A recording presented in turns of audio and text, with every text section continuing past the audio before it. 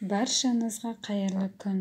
Бүгін сіздерге ең дәмді және оңай дайындалатын салаттың түрімен бөліскім келеді. Салатқа керек заттарымыз: чечил, картоп, жұмыртқаны суға қайнатып пісіріп аламыз. Ең алдымен чечилді видеодағыдай ұсақтап кесеміз.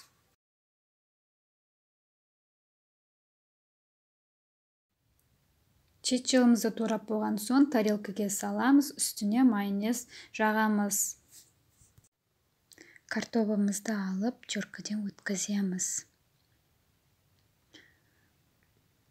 Өткізіп болған соң тарелкаға саламыз, үстінен майонез жағамыз. Дәл солай жұмыртқаны да теркіден өткіземіз.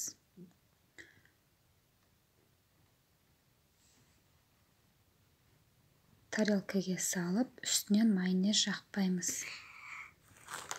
Мінекей достар, біздің салатымыз дайын болды. Жасауға кеңес беремін.